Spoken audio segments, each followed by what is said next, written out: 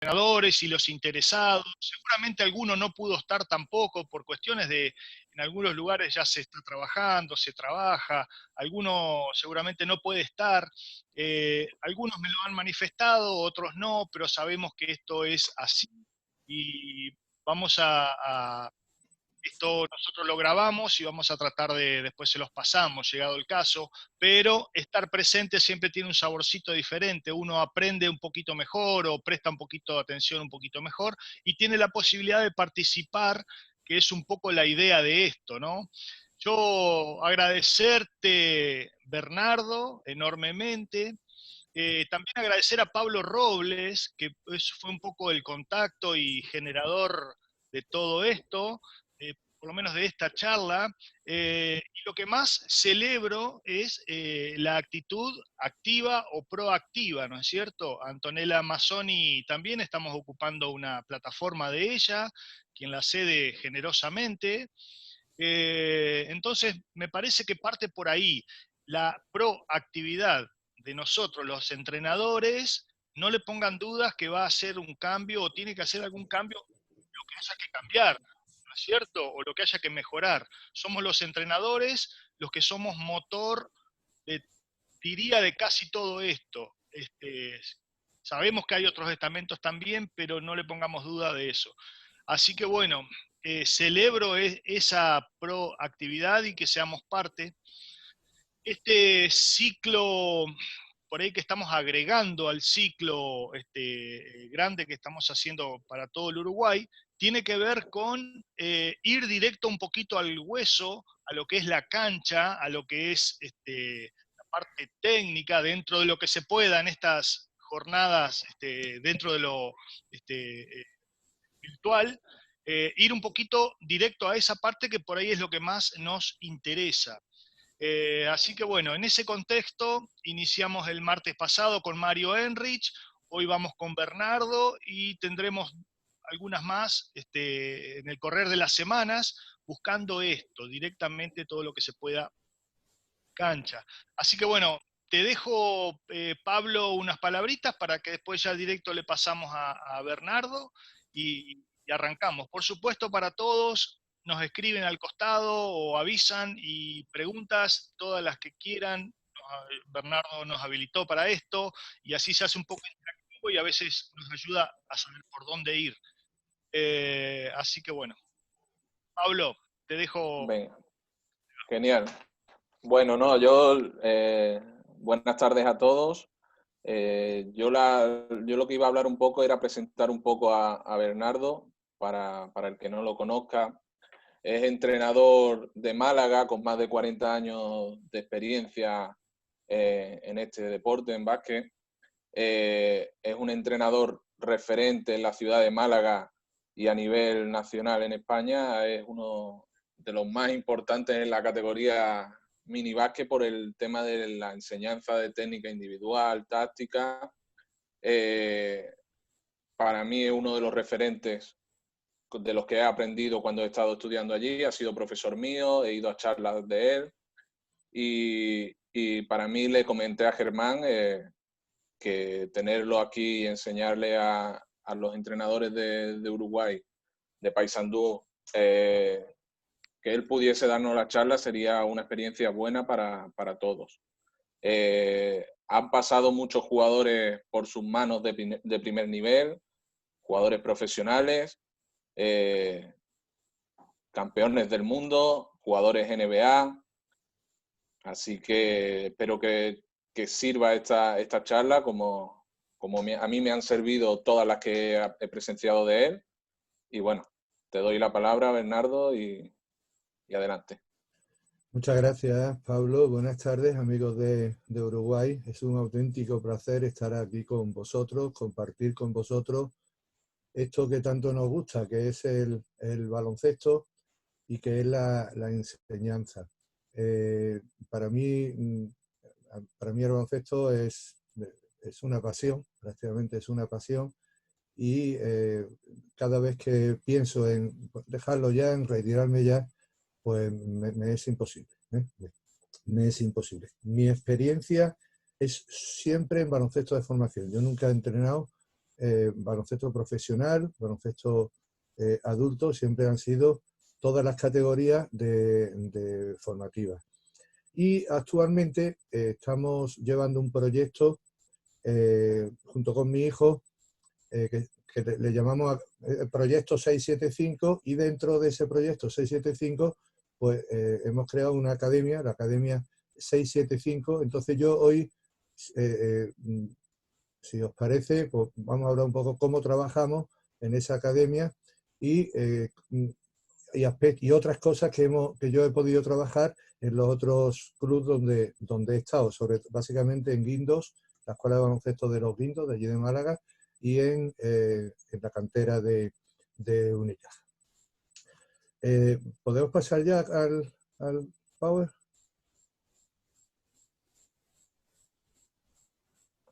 Sí, Bernardo, dale a compartir la pantalla como hemos hecho antes. Vale. ¿La veis? ¿Se ve la pantalla, Pablo? Sí. Se ve bien. Yo la he titulado Fundamentos individuales en el baloncesto de primera iniciación. Aquí en España la distribución por edades de las categorías en esta primera iniciación es tal como podéis ver ahí en el cuadro, ¿no? Tenemos la categoría Benjamín, que son en esta temporada son los niños nacidos en el 13 y en el 12, que corresponden aquí en España a primero y segundo de enseñanza primaria, y serían las edades entre 6 y 8 años aproximadamente. La etapa pre-minibásquet correspondería a los niños nacidos en 11 y 10, tercero y cuarto de primaria, de 8 a 10 años, y la minibásquet 9-8, quinto, sexto de primaria, y 10 a 12 años. Nosotros esta división la hacemos por etapas de aprendizaje. Entonces le llamamos primera y segunda etapa. Primera etapa de aprendizaje, que serían los 2 primeros años, primero y segundo.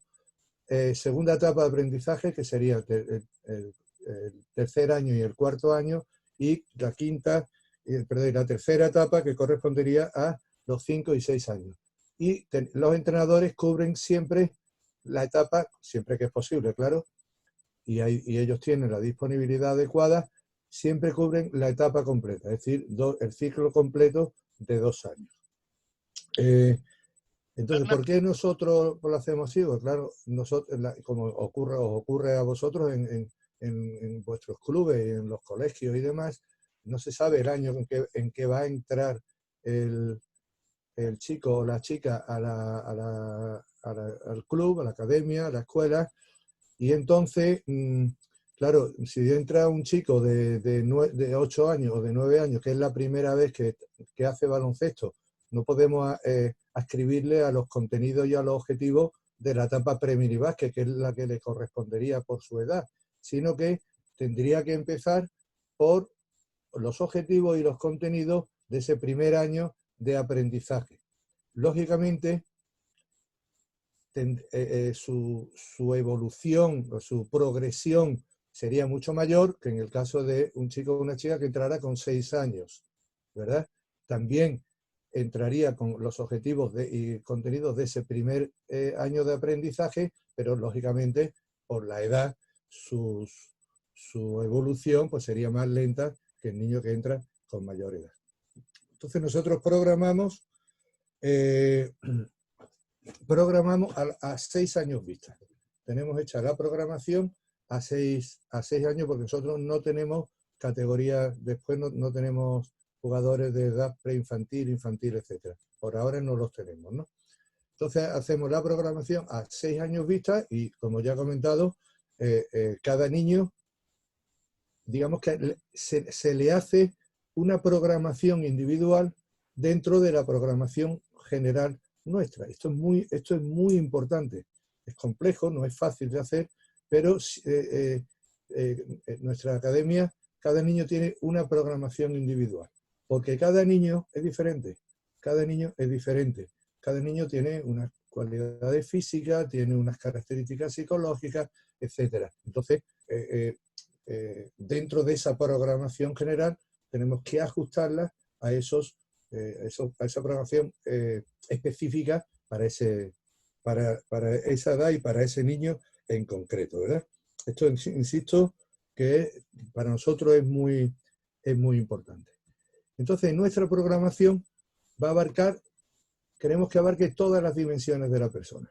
La dimensión psicoemocional, la dimensión cognitiva, la dimensión socioafectiva y la dimensión motriz. ¿Y por qué?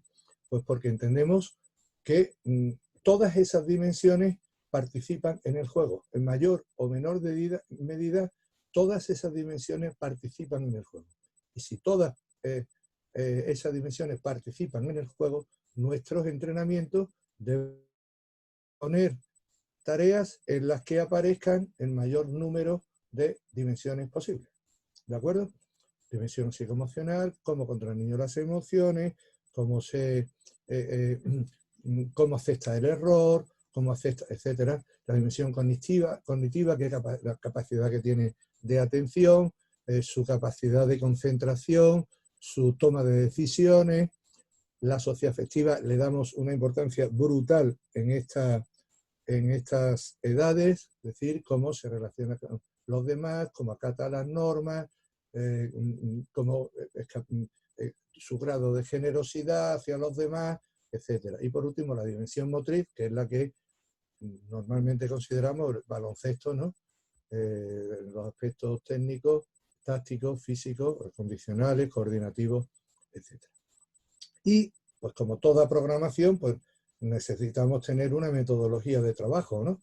Y una forma de intervenir didácticamente en ese proceso de aprendizaje y una evaluación del proceso de aprendizaje. Esto es absolutamente fundamental, porque la evaluación nos va a permitir ver por dónde estamos fallando en nuestra programación, ver qué ajustes tenemos que hacer y ver cómo podemos adaptar nuestros objetivos, nuestros contenidos en función de la evolución que vayan teniendo los jugadores.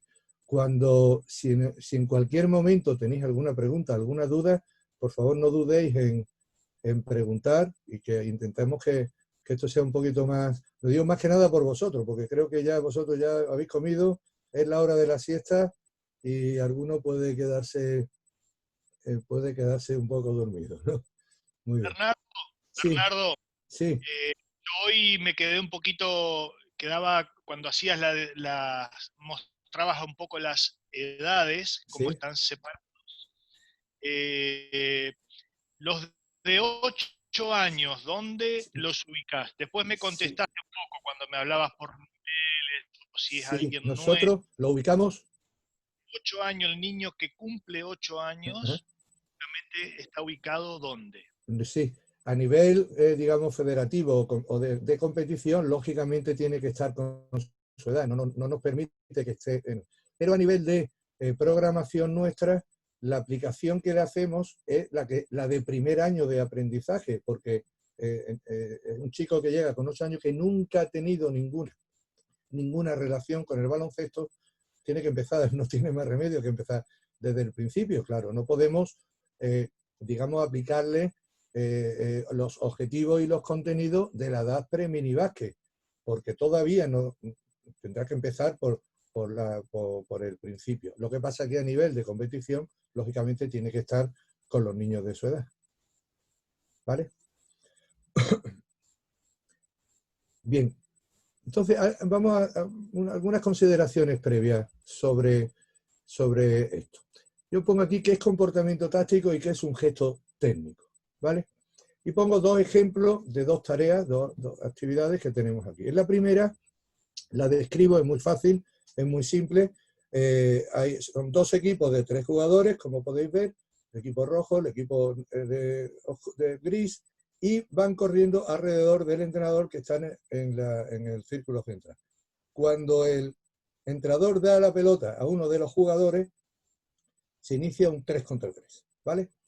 Entonces, en ese 3 contra 3, el entrenador va a buscar cómo se comportan tácticamente sus jugadores, cómo toman decisiones, si el del balón ocupa un espacio, va por otro espacio, cómo se relaciona el jugador con balón con el jugador sin balón, cómo ajustan los defensores, etcétera, etcétera. Sí, está fijándose en las conductas tácticas, en los comportamientos que manifiestan sus jugadores. Bien, eso sería la táctica, ¿no? Lo que llamamos los tácticos.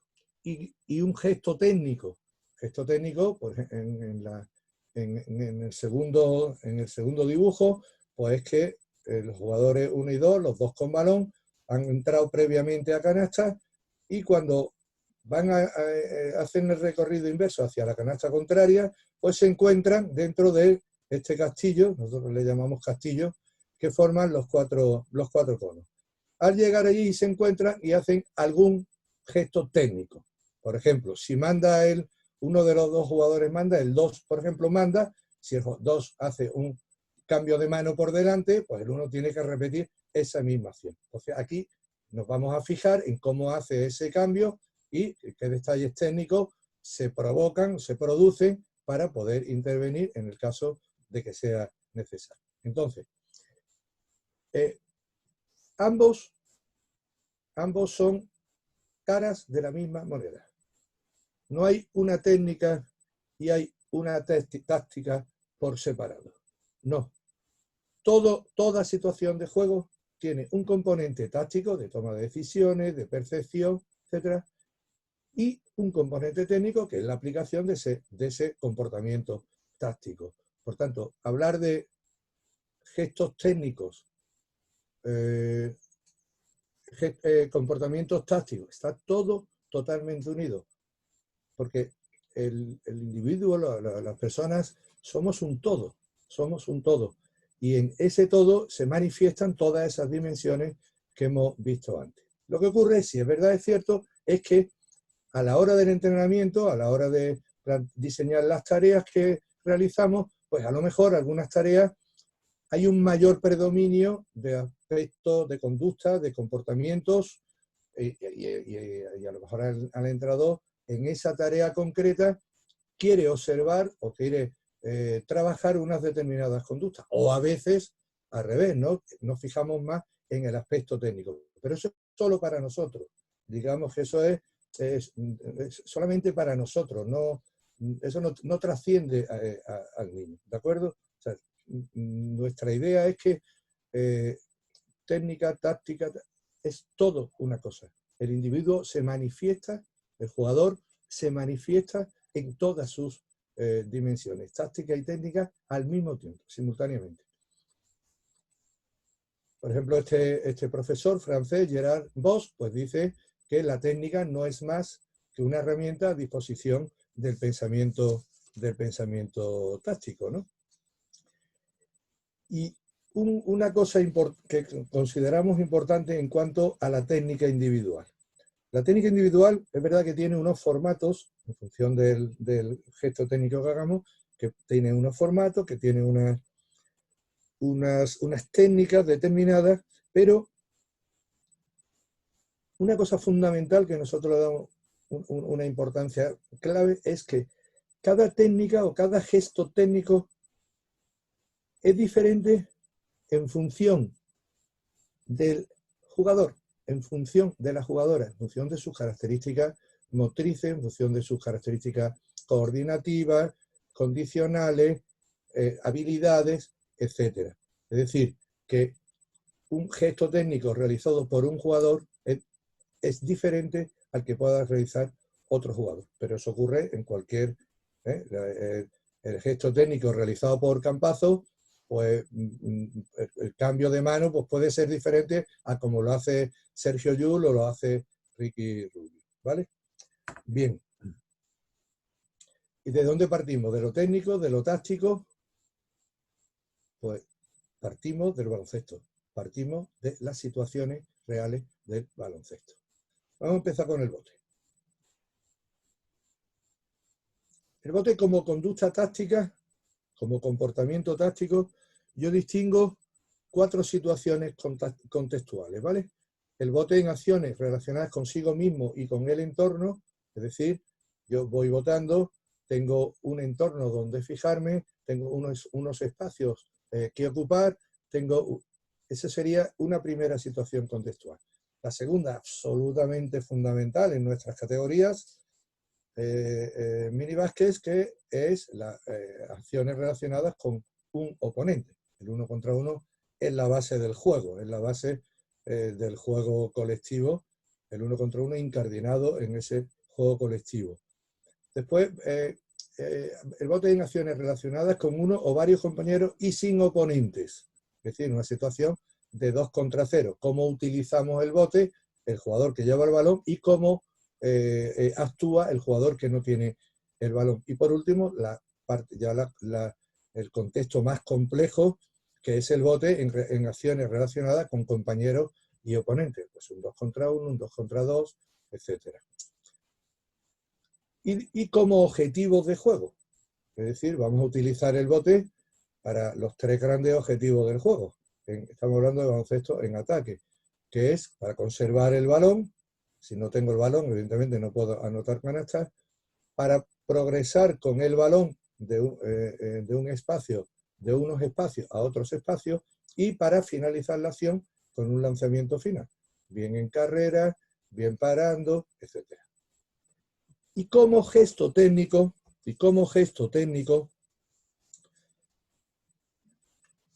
yo creo que hay que atender a 4 constantes.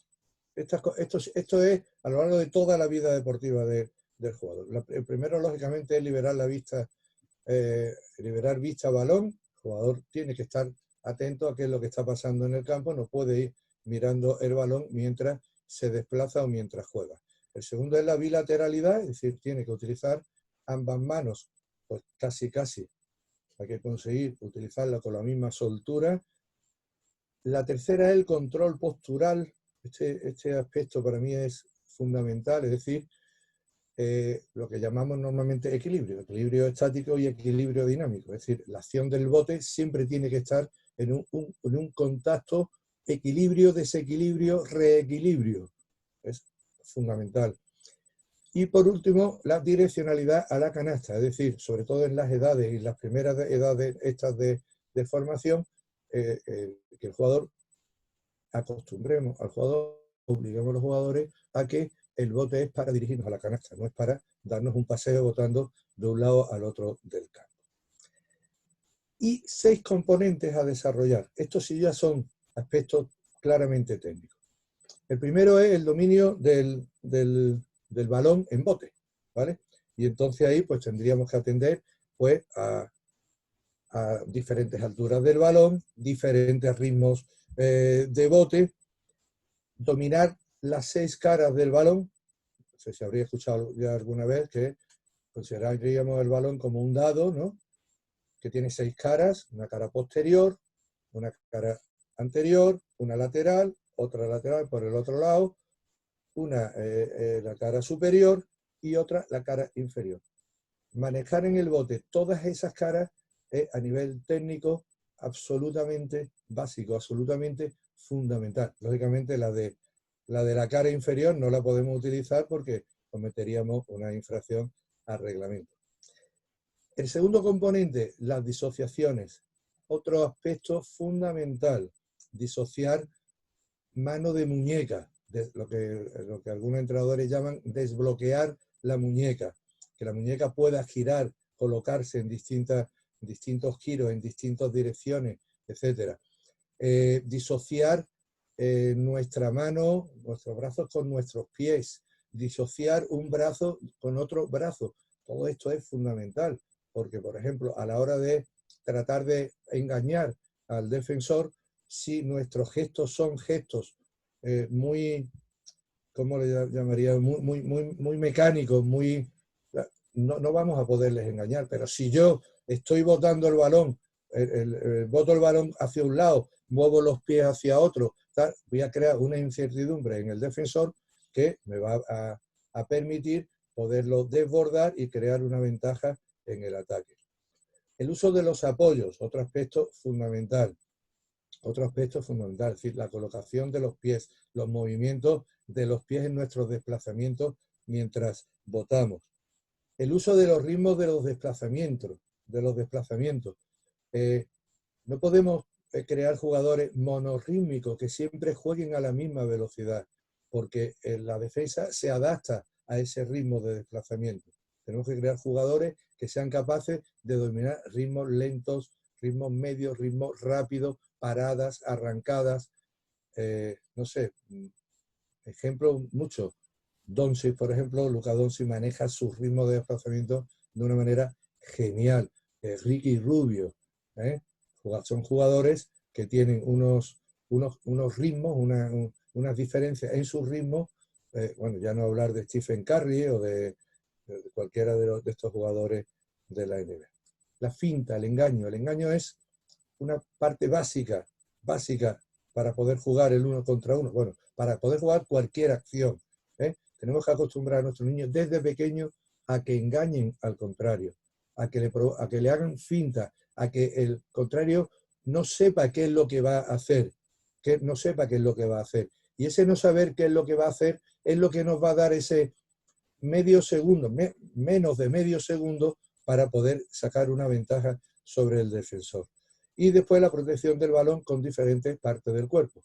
En los más pequeñitos, por ejemplo, tenemos que acostumbrarles a que utilicen sus brazos para proteger una salida de balón, a que utilicen su cuerpo contra el defensor, a que haya un contacto y que sean capaces de jugar con esos contactos que se producen en el juego. ¿Hay alguna pregunta? Pues bien, pasamos ya a las tareas de aprendizaje. Permitidme a las tareas de aprendizaje.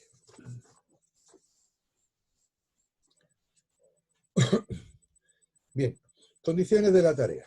Cuando diseñamos un ejercicio, bueno, primero, la información que tenéis a través de Internet de tipos de ejercicio es brutal. Es brutal. No podemos abarcar todo lo que hay, ¿vale? Entonces, necesitamos seleccionar las tareas que mejor se adapten a las características de nuestros niños y, sobre todo, saber qué podemos conseguir con esas tareas, ¿vale? O cómo podemos manipularlas, cómo las podemos adaptar, cómo podemos transformarlas, etcétera, para que sea de lo más prácticas y lo más útiles, los más funcionales para nuestros jugadores. Estos puntos que he puesto aquí está adaptado de 3 profesores españoles, son números 1 en el tema del baloncesto y de la enseñanza del baloncesto, que son David Cárdenas, de la Universidad de Granada, Francisco Alarcón, me parece que está ahora en la Universidad de Alicante, y Damián Iglesias, creo que también está en la Universidad de Alicante. Entonces, de un artículo que ellos tienen sobre las tareas de aprendizaje, pues yo he hecho un poco este resumen. En primer lugar, tenemos una tarea. ¿Qué es lo primero que tenemos que mirar? Que cumpla con los objetivos y contenidos propuestos. Es evidente, es evidente. Si el objetivo es hacer volumen de tiro y tenemos a los niños que hacen 2, 3 o 4 tiros a lo largo de todo el tiempo que hemos planteado la tarea, pues la verdad es que no estamos consiguiendo esos objetivos. Eso lo tenemos que tener muy claro. Eso es muy importante, que planteemos bien cuáles son los objetivos de la tarea o del ejercicio que vamos a realizar. Es muy importante que lo tengamos muy claro. Una tarea puede tener muchos objetivos diferentes, pero en los niños de estas edades es mejor tener pocos objetivos, y controlarlos muy bien, evidentemente. El segundo punto es absolutamente fundamental, es decir, que la tarea se adapte al nivel y a las características de los jugadores. Yo no puedo hacer una tarea en la que mis chicos o mis chicas es imposible que la pueda hacer, bien por su dificultad motora, bien por su dificultad perceptiva, bien porque tiene una incertidumbre que sobrepasa a sus posibilidades. Es decir, adaptamos el nivel a las características de los jugadores. Y me diréis, ¿cómo se hace eso? Pues mira, no hay una regla científica para ver si esa característica se adapta al jugador. Yo me guío por el sentido común, que me dice que si el jugador, si la jugadora, con su esfuerzo correspondiente, es capaz de tener éxito, o al menos un volumen de éxito importante, entiendo que esa actividad es correcta, esa tarea es correcta para ellos. Porque claro, si se puede pecar por exceso o por defecto, si la tarea es demasiado fácil no se va a producir aprendizaje. Si la tarea es demasiado compleja, tampoco. Entonces tenemos que encontrar ese punto en el que el jugador le permita poder progresar y que, si no es que no existe, no puede existir aprendizaje. El tercer punto es que haga aparecer el mayor número de dimensiones posible, esas 4 dimensiones que hemos hablado antes, la dimensión psicológica, la psicoemocional, la dimensión socioafectiva, la motriz y la dimensión cognitiva. Es decir, la tarea tenemos que intentar primero analizar qué dimensiones estamos trabajando e intentar que haya el mayor número de dimensiones posible. Por ejemplo, si yo estoy trabajando bote en mi espacio, estoy trabajando bote en mi espacio exclusivamente, el chico está botando la pelota, yo sé que ahí lo único que trabajamos es la dimensión motriz, porque no hay ningún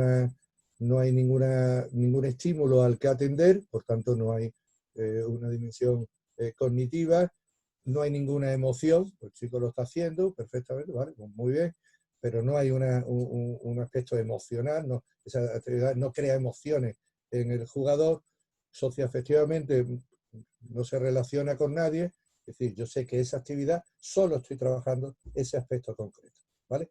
Si podemos conseguir tareas que puedan trabajarse, luego veremos algunas más dimensiones, pues mucho mejor. Lógicamente, esta es que haya abundante práctica y máxima participación, esta es crucial, lógicamente, ¿no? No podemos tener a los niños haciendo una pase por parejas, sale una pareja, vuelve y después sale la siguiente, después vuelve y sale la siguiente. Fijaros que la participación es escasísima y aquí no hay más remedio que practicar. La práctica y la repetición es absolutamente fundamental para que se pueda producir aprendizaje. Que implique cognitivamente al jugador, es decir, que provoque en el jugador sus procesos atencionales, el jugador que esté atento, concentrado, a ver qué es lo que pasa, que actúe, que favorezcamos en él sus percepciones, que mire a ver dónde está, dónde hay un obstáculo a salvar, dónde hay un defensor, dónde hay un espacio libre, etcétera, ¿no? Que tome decisiones, me escapo por aquí, me puedo ir por allí, ocupo por aquel espacio, etcétera, ¿vale? Esto crea una implicación cognitiva al jugador, que contenga un mínimo de incertidumbre. Esto es absolutamente fundamental. El jugador que se maneja en la incertidumbre va a movilizar sus recursos cognitivos, va a movilizar sus recursos cognitivos, va a movilizar sus emociones, va a aprender a jugar a baloncesto, va a aprender a jugar a baloncesto. Los jugadores, una de las características de un jugador experto es que ha practicado tanto que es capaz de moverse en toda incertidumbre. Si hay un bloqueo directo y le sale, le hace show el defensor o le hace un tipo de defensa, tiene que saber responder a esas situaciones de incertidumbre. Pues desde pequeño podemos aplicar tareas en que esto se tenga en cuenta. Que puedan explorar y resolver de forma personal de diferentes situaciones de juego, quiere decir, no siempre damos nosotros la respuesta, no siempre damos un feedback informativo al jugador. A lo mejor muchas veces hay que esperar que el jugador explore, que el jugador trate de resolver la situación que le hemos puesto, a ver cómo la resuelve y después, si es incapaz de poderla resolver de forma adecuada, pues después ya sí podemos intervenir nosotros, pero no ya directamente, hay que hacer esto y hace esto y después aquello y con esto vas a tener éxito. No, vamos a dejar que ellos exploren, que ellos investiguen, que ellos miren. Y por último, que tenga transferencia al juego. Es decir, que después lo que estemos haciendo, después se puede hacer cuando estamos jugando a baloncesto. Entonces, es clave para el entrenador, es clave, es absolutamente fundamental que sepamos manipular la tarea. Que sepamos manipular la tarea. Manipularla a nivel, por ejemplo, de espacios. Es decir, no siempre tenemos que trabajar en el mismo espacio o en la misma amplitud de espacio. No siempre. Si yo puedo hacer una situación de 3 contra 3, de 4 contra 4, en un espacio muy amplio. Y tengo que saber que un espacio amplio va a favorecer al ataque, porque hay más sitios, más lugares para jugar. Y tengo que saber que un espacio pequeño va a favorecer a la defensa, ¿eh? Porque los desplazamientos que tienen que hacer los defensores son mucho menores. Entonces, jugar con el espacio para aumentar o disminuir la dificultad de la tarea y el grado de incertidumbre. Jugar con el tiempo, no es lo mismo disponer de tiempo para tomar una decisión que no disponer de tiempo para tomar una decisión o cumplir una... No es lo mismo atacar teniendo 6 segundos de posesión que teniendo 24 segundos de posesión. El número de participantes, esto es fundamental también.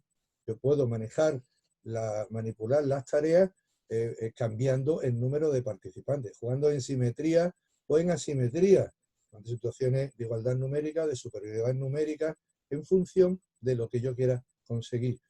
Y manipular la tarea en cuanto al material, es decir, esta no tiene tanta... Por ejemplo, lugares por donde no se, donde haya sitios donde no se pueda intervenir, donde no se pueda estar, porque hay un obstáculo que me lo impide. Hay un cono, hay una mesa, hay tal. ¿Vale? Esto es clave para nosotros. Aprender a manipular las tareas es absolutamente clave. Bernardo, Bueno, vamos. Sí. No te tenemos oigo, una Germán. preguntita. No te oigo. ¿Ahora? Ahora. Ahí va. Tenemos una pregunta en el chat. Matías Pérez de Trinidad Flores nos pregunta cómo se hace para que los chicos te entiendan lo que vos querés decirle. Joder, menuda pregunta. Menuda pregunta. Es una de las claves de la educación. Ser capaz de ponerse a la altura de tus niños, ¿eh? Es muy importante que tú te pongas a la altura de tus niños, pero incluso a la altura física. Es decir, normalmente los chicos, tus jugadores van a ser más bajos que tú, sobre todo en estas edades, incluso la altura física. A ponerse a su altura de expresión y ponerse a su altura física. Si el jugador es más bajo que yo, me agacho y le hablo, establezco la comunicación con él, una comunicación cercana. Y lo segundo, utilizar el mismo lenguaje que ellos utilizan. Yo no puedo decirle al niño, a un jugador, ocupa este espacio, genera no sé qué. Bueno, el niño, eso se lo puedo decir a los entrenadores, ¿no? Tienes que generar una ventaja de esta manera y después tienes que... Yo no puedo utilizar ese lenguaje con los niños, tengo que utilizar el mismo lenguaje que ellos utilizan. Y no es fácil, ¿eh? No es nada fácil llegar a eso. Necesitas mucha experiencia, haber tratado mucho con los niños para llegar a tener una relación de comunicación efectiva con ellos. Es un tema absolutamente fundamental y clave en la educación. No sé si he respondido adecuadamente. Bien, vamos a ver el bote en acciones relacionadas consigo mismo y con el entorno, es decir, en acciones en las que no hay defensores. Bueno, en la primera etapa de aprendizaje, lógicamente, tenemos que evaluar cuáles son las características iniciales del niño. Normalmente, si es el primer año que juega baloncesto, pues va a tener o escasa o ninguna habilidad con el balón, lógicamente. Aunque ya entre ellos sí puede haber diferentes capacidades condicionales y coordinativas. Unos pueden estar más coordinados que otros, pueden ser más fuertes, más rápidos, saltar más, etc. Pero todos tienen estos dos puntos siguientes. Todos, sea la edad que sea la... Pero incluso nosotros los adultos también. Primero hay un objeto deseado por todos, que es el balón.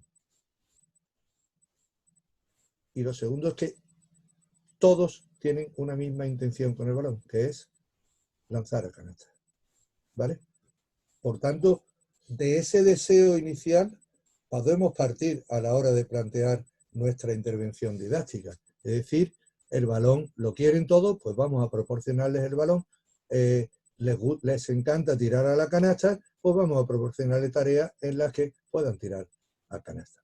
Bueno, esto lo voy a pasar un poco ya, porque son cosas más, estos son un poco los objetivos que nosotros planteamos en concreto en el bote. Son muy específicos de cada fundamento, ¿no? Y hay que enmarcarlo dentro de toda esa programación general. Entonces ahí tenemos algunos, pues potenciar la bilateralidad, el uso de la mano dominante, ir comenzando a liberar la vista del balón, desarrollar la capacidad de atender a diferentes estímulos de forma simultánea, las capacidades de desplazamiento. Esto sí es muy importante. Es decir, en la primera etapa de aprendizaje, lo que no buscamos el bote por el bote, buscamos que el niño tenga el mayor número de experiencias motrices. Por tanto, si voy a botar, no siempre tenemos que botar en una misma dirección. Tenemos que botar para adelante, para atrás, para un lado, en diagonal, diagonal hacia adelante, diagonal hacia atrás, en distintos planos, en giros, girando hacia un lado, girando hacia el otro. Es decir, lo que vamos a buscar es que el niño tenga una formación general que nos pueda servir después de base para poder confeccionar capacidades o gestos o enseñanzas más específicas. Después enlazar la acción de bote con otro elemento del juego y reconocer las formas básicas del juego uno contra uno. Nuestra intervención didáctica. Este primer punto es que es clave. Es decir, el niño viene a nuestra academia a divertirse y a aprender. O a aprender divirtiéndose. Tanto da lo uno como lo otro. Si no partimos de ese elemento motivador, es muy difícil de poder enseñar. Es decir, es que la motivación es la base de cualquier aprendizaje. Entonces, en principio vamos a satisfacer ese deseo inicial del niño de tener siempre el balón en sus manos. Los entrenamientos con los chicos, por lo menos el 80% del tiempo es la relación balón-jugadores 1-1. 1-1. O sea, en el 80% del tiempo de entrenamiento tienen que estar teniendo siempre el balón en sus manos. Siempre que sea posible, finalizar las tareas con lanzamiento a canasta, las tareas que sean motivadoras. En un principio van a ser tareas con poca intervención defensiva, esto es muy importante, pero sí con mucha exigencia perceptiva. Con mucha exigencia perceptiva. Es decir, bueno, ahora vamos a verlo ahora en las distintas tareas. Y aquí pongo en todas las edades, fijaros, participación activa y entusiasta del entrenador. Señores, es que si el entrenador no es activo, no es entusiasta, no va a transmitir ese entusiasmo a sus jugadores. Esta sería la segunda etapa de aprendizaje, la intervención didáctica, muy similar a la anterior. La tercera etapa, los objetivos, intervención didáctica. Vamos a la primera tarea. Bien. El objetivo es familiarizarse con el balón de baloncesto en acciones de bote. Cualquiera de estas tareas las podemos aplicar a jugadores más pequeños o a jugadores que ya tienen una experiencia. Lo que pasa es que a lo mejor los momentos de la aplicación de la tarea pues, en el entrenamiento pueden ser diferentes, pero casi todo lo podemos utilizar para. Entonces, simplemente el desarrollo, bueno, el objetivo es familiarizarse con el balón, favorecer la actividad perceptiva del entorno y el desarrollo es todos están con balón y están en un espacio, como muestra ahí el dibujo, y dan, por ejemplo, es un ejemplo, 4 botes seguidos en el mismo espacio y al quinto bote dejan su balón y buscan otro de otro compañero que está haciendo la misma acción. Entonces, al dejar el balón en el quinto bote, ya hay movimiento, ya hay una actividad perceptiva para ver dónde hay un balón que está libre, no chocar con el resto de los jugadores, etc. ¿Vale? Esta sería la idea inicial. Y sobre esta tarea inicial podemos empezar a manipularla. Por ejemplo, cada vez que recogemos un balón nuevo, cambiamos de mano de bote. Si hemos botado con la derecha antes, el siguiente balón lo voy a recoger con la mano izquierda. Podemos variar las condiciones de ejecución del bote en cuanto a ritmo, a velocidad, dos botes muy rápidos, dos botes lentos, dos botes altos, dos botes, etcétera. Podemos hacer que el quinto bote sea colocar el balón en el suelo. Esto ya para niños un poco más mayores. Entonces, el que viene a recoger tiene que levantar el balón del suelo. Ampliamos o disminuimos el espacio de acción, ¿no? Si reducimos el espacio, las condiciones de fatiga serán menores. Pero podemos facilitar la mejora de la actividad perceptiva y al revés, ¿no? Entonces decimos, por ejemplo, cada vez que no me puedo rozar con ningún compañero, con ninguna compañera. Tenemos que esquivarnos para no rozarnos con ningún compañero. Favorecemos así la actividad perceptiva. En fin,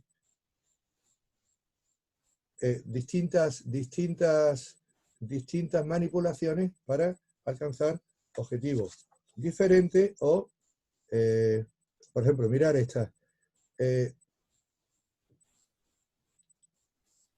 Si colocamos a esos dos equipos, esos dos grupos de jugadores, cada uno en un campo, se os puede ocurrir la tira, ¿no? Los colocamos en cada campo y al entrenador se coloca en el centro o en medio, en la parte central de la pista. Si levanta una mano, los jugadores se cambian.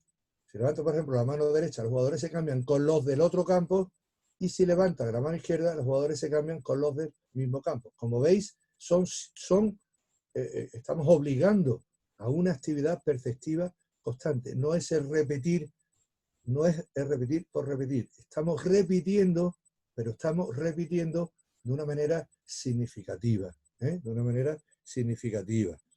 En cuanto a las señales del entrenador, a mí las señales auditivas no me gusta utilizarlas si ya los niños tienen una experiencia. ¿Por qué? Porque la señal auditiva es fácil de gastar. Yo prefiero las señales gestuales, es decir, levantar una mano, colocarme de una manera, colocarme de otra, porque eso le obliga a mirar.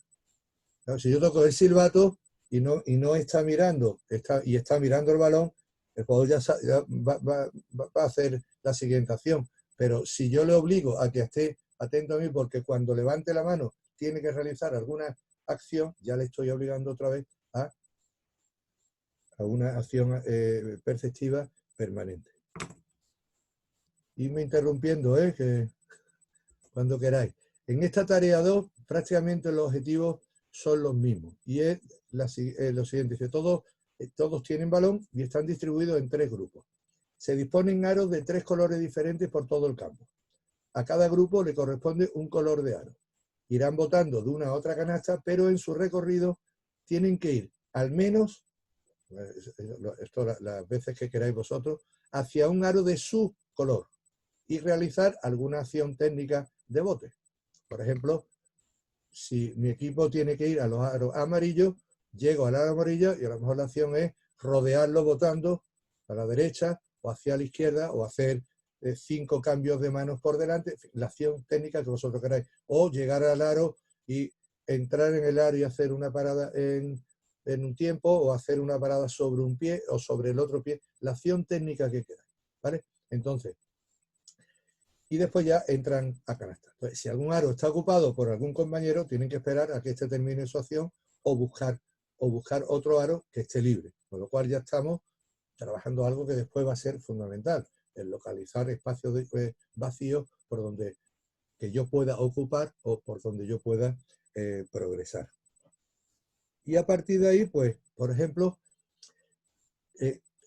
para que no se acostumbren siempre al mismo color, cada cierto tiempo, no mucho, cambiamos el color en el que tienen que ir. Con lo cual, el jugador ya tiene que adaptarse, son cosas muy simples, ¿no? Pero tiene que adaptarse a un nuevo color. O podemos decir, ahora tenéis que ir a uno amarillo, a otro rojo y a otro azul antes de poder entrar a canasta, etcétera.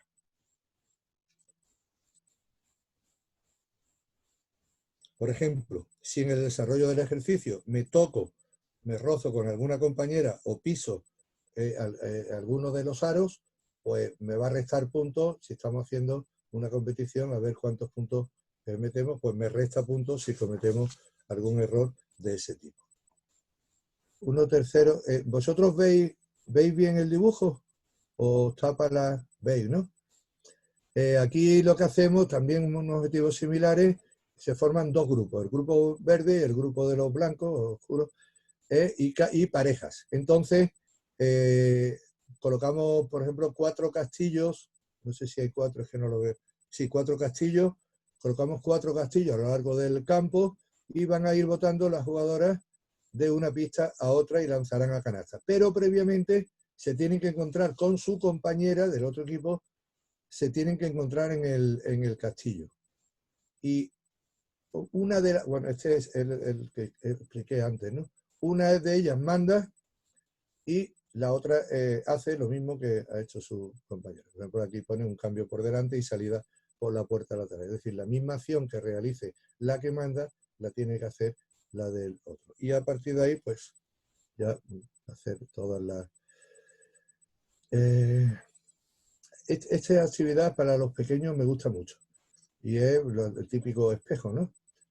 Entonces, el objetivo es liberar la vista del balón en acciones de bote y percibir el entorno y actuar en consecuencia. Entonces, la entrenadora se coloca frente a los niños, estos están botando con una mano, y mientras con la otra están repitiendo todos los gestos que hace la entrenadora. Por ejemplo, se pone la mano en la cabeza, se toca la nariz, se toca un hombro, un pie, etcétera, etcétera, ¿vale? Esto obliga a liberar la vista del balón y repetir acciones que... Y también tiene pues toda una serie de cambios donde ellos tienen que adaptarse a ese cambio. Por ejemplo,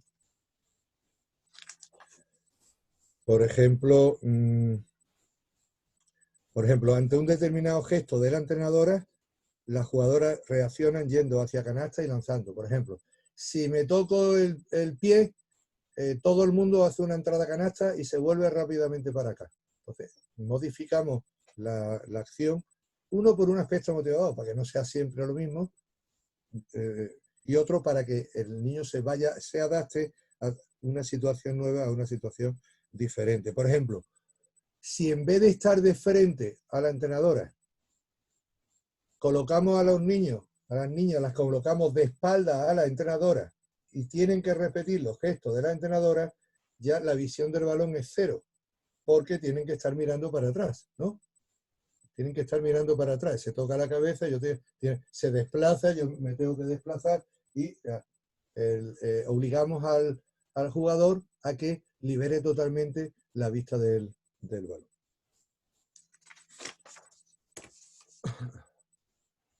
Esta parte también me parece muy interesante, el desarrollo de las capacidades sensoperceptivas. Sería hacer acciones en las que un jugador tiene los ojos vendados, la jugadora tiene los ojos vendados y realiza acciones. Aquí he puesto algunos ejemplos. Por ejemplo, por pareja, atravesar un campo de minas, conos, sin pisar ninguna. Entonces la compañera le va indicando con la voz el recorrido. Hacia adelante, hacia atrás, párate, bota hacia la derecha, ten cuidado que hay un cono. Tal. Por ejemplo, la compañera fija un punto no muy lejano sobre la pista y señala un cono. Entonces, la jugadora que tiene el balón ve el cono, se pone la venda y va a lanzar a ver si acierta sin tener que mirar. A partir de esa sensación de calcular la distancia a la que está el cono, lanza a ver si es capaz de darle o de acercarse lo más posible. Por ejemplo, para mejorar la capacidad auditiva, la compañera se mueve y en un momento determinado da un bote de balón. la que tiene la venda va a intentar llegar a ese balón a través del ruido que hace en el suelo. En fin, toda una serie por ejemplo, el último, interesantísima, la compañera da un grito y la que tiene el balón tiene que ir botando para llegar lo más cerca posible a donde se encuentra a partir de la audición que ha hecho de ese sonido. Esto crea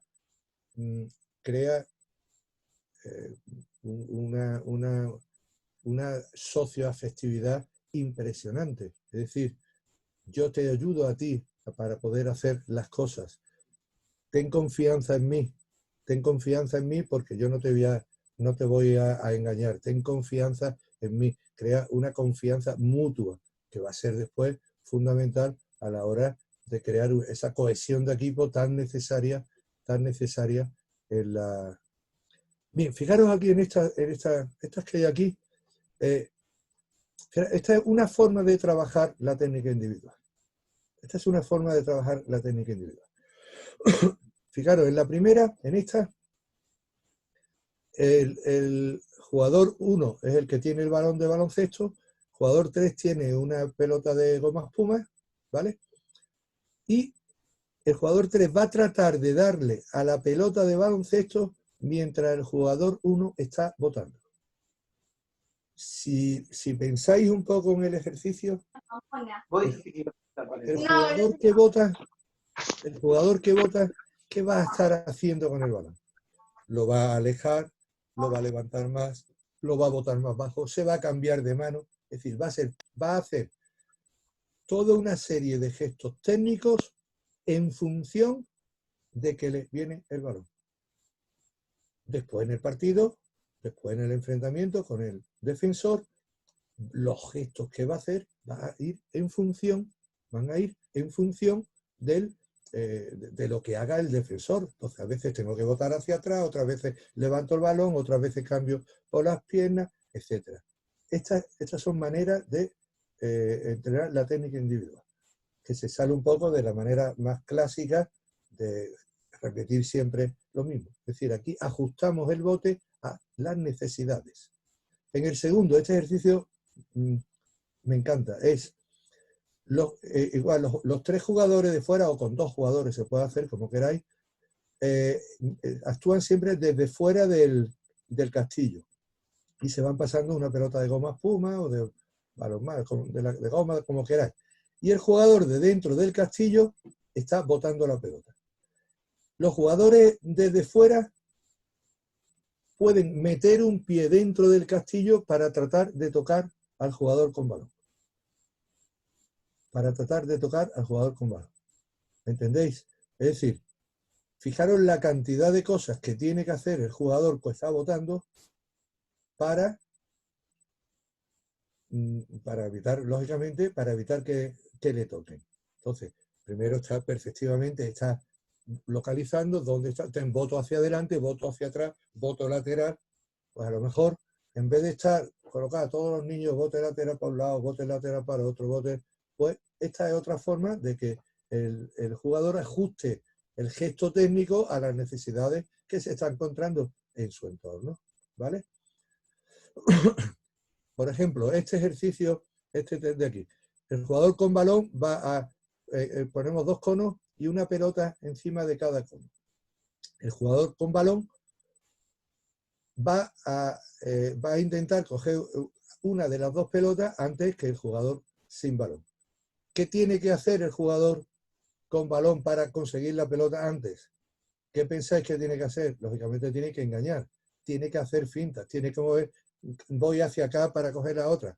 Es decir, ya estamos empezando a trabajar, técnicamente estamos empezando a trabajar las fintas, los engaños. Esto me va a obligar a mover un pie más rápido, a elevar el balón, hago que voy hacia un lado, cambio rápidamente para el otro, ¿vale? Fijaros en esta cuarta. El jugador defensor no va a poder mover los pies, solo puede mover las manos. Y el jugador con balón tiene que entrar o por este espacio entre estos conos o entra por este espacio. Si yo pongo estos dos conos, si yo pongo estos dos conos alejados, el cambio de mano es totalmente diferente a si voy acercando los conos. Totalmente diferente. Son técnicas diferentes, ¿vale? Lógicamente, si entro, aquí la norma sería, si entro con la mano izquierda, voy a ir por el lado derecho y al revés, cambiando el balón de mano. Si el defensor al entrar aquí está tan lejano, mi cambio de mano pues, no tiene ninguna dificultad. Rápidamente cambio de mano y ahora lo único que tengo que procurar es que este defensor no me toque el balón, lo protejo, etc. Pero si este cono lo pongo mucho más cerca del defensor, ya el gesto técnico es totalmente diferente. Es totalmente diferente. Ya no puedo botar el balón alto, lo tengo que botar muy bajo, lo tengo que bajar muy rápido, tengo incluso que engañar para poder pasar. Es decir, ya estamos trabajando el gesto técnico, pero en unas condiciones tácticas diferentes. Y otra manera de trabajar la técnica, esto me gusta mucho, me gusta mucho. La mitad entendiendo que tengamos un equipo de 12 jugadores, pues los rojos están jugando un 3 contra 3 contra los negros. Mientras están jugando, sus compañeros, los compañeros rojos y los compañeros negros, están haciendo alguna actividad de manejo de balón, la que queráis. Por ejemplo, hacer bote entre piernas, ¿no? Bote entre piernas. O entradas a canasta, o tiros libres, lo que queráis. Cuando el equipo rojo, que es mi equipo, convierte canasta, esa canasta vale los puntos que han conseguido ellos en el gesto que estén haciendo. Si han tirado tiros libres y han metido 4 tiros libres, la canasta esa vale 4 puntos. 4 puntos. Si están haciendo bote entre piernas y ya lo saben hacer bien y hacen 40 botes entre piernas, pues cada 10 botes, por ejemplo, vale 1 punto. Pues esa canasta valdría 4 puntos, etcétera. Aquí os podéis inventar lo que queráis. Fijaros que aquí la dimensión socioafectiva es increíble. Es decir, si yo mejoro mi gesto técnico o mejoro mi tiro, voy a ayudar para que mi equipo gane. Voy a ayudar para que mi equipo gane, porque mientras más veces lo hagas y lo hagas bien, pues más puntos voy a conseguir y más posibilidades voy a tener para ganar. Hay una colaboración entre todos para alcanzar la victoria. Cohesión de grupo, pertenencia a un equipo, etcétera, etcétera, con todo eso. Y después, esto ya no... Los juegos, lógicamente, los juegos son de una motivación impresionante y no voy a explicar ninguno. Yo he puesto aquí el Tú la llevas, son juegos muy tradicionales. Tú la llevas, el cortahilo, pollito inglés. En la red podéis encontrar miles de juegos. Elegís los que se adapten mejor a las características de vuestros niños y sobre todo que sepáis modificar esos juegos para conseguir objetivos diferentes. Y las dobles tareas, la tarea 8, las dobles tareas se refiere a hacer el bote y con la otra mano hacer una cosa diferente. Por ejemplo, bote con 2 balones, botar un balón y utilizar un globo, los globos, por ejemplo, si tenéis pistas cubiertas, pues trabajar con los globos, estoy botando, golpeo el globo, voy en una dirección, voy en otra, golpeo con una parte del cuerpo, con los pies, en fin, todas las cosas que se ocurren. Las dobles tareas son interesantísimas para disociar ambas manos y además para crear una mayor incertidumbre en nuestro gesto de bote. Tengo que estar botando y pendiente de otra acción, por ejemplo, la de un globo, ¿vale? En acciones, me queda lo que no está... ¿Cuánto, Germán, cuánto tiempo más? ¿Vamos bien? Me queda mucho. Voy a intentar acortar, ¿vale? Me queda un montonazo. Bueno, en el 1 contra 1. El uso que usamos para los 3 que hemos visto antes, para conservar el balón, para progresar con el balón y para culminar acciones. en función de la situación. Algunos ejemplos, este es muy típico, ¿no? Se coloca un defensor en medio campo y el resto de los jugadores tienen que atravesar la pista sin ser tocados. Si son tocados, pues o bien cambian, se ponen como defensores, o bien contabilizamos las veces que son tocados, ¿no? O tocar el balón solamente. Este es muy interesante. Es decir, si nosotros decimos tocar el balón y le preguntamos a los niños, ¿cuántas veces a quién le han tocado el balón? A mí. ¿Y por qué crees tú que te ha tocado el balón? Y a ver si somos capaces de que el niño reflexione sobre si llevo el balón pegado al cuerpo, me lo van a quitar. Entonces tendré que separar el balón del cuerpo, tendré que protegerlo con mi otra mano, tendré que protegerlo con la cadera. Es decir, el niño vaya siendo también partícipe en su aprendizaje y que se dé cuenta del por qué le están tocando el balón. O sea, y entonces, a partir de ahí, su gesto técnico se va a ir progresivamente modificando. Por ejemplo, los niños muy pequeñitos suelen utilizar solo la mano dominante. Tenemos que ir enseñándoles a que hay que utilizar la mano de bote sea la que esté más alejada del defensor. Entonces yo, en vez de poner cono para hacer un slalom, pongo un defensor. Entonces los jugadores tienen que pasar las distintas postas. Ahí hay un defensor que no se mueve, que solo mueve las manos, pero que me va a obligar a utilizar la mano correcta. Si yo voy por el lado izquierdo y paso botando con la mano derecha, me van a quitar la pelota, evidentemente, ¿no? ¿Cuál es? Este es muy interesante también. Esto es que el jugador atacante tiene el balón en sus manos, está botando, y un cono en la otra mano. Entonces, mientras está botando, el defensor no le va a robar el balón, ¿vale? No le va a robar el balón. Sino que el jugador que tiene el cono lo va a colocar en el suelo. Fijaros que pongo, no tirará el cono al suelo. Tiene que colocar el cono en el suelo y atacar el aro para ir a canasta. El defensor coge el cono y trata de tocar al que se dirige a canasta antes de que tire. ¿Y por qué pongo colocar el cono en el suelo? Porque si una de las acciones que nosotros le decimos a nuestros jugadores es que cuando cambian de mano o cuando arranque tienen que partir desde una posición flexionada, lógicamente, para poder tomar un impulso mayor, si le obligo a colocar el cono en el suelo, ya le estoy obligando a flexionarse para poder arrancar a la máxima velocidad, ¿vale? Con este tipo de acciones, esto se lo he visto hacer a un entrenador español que se llama Ferran Pizcueta y tiene actividades muy interesantes de este estilo.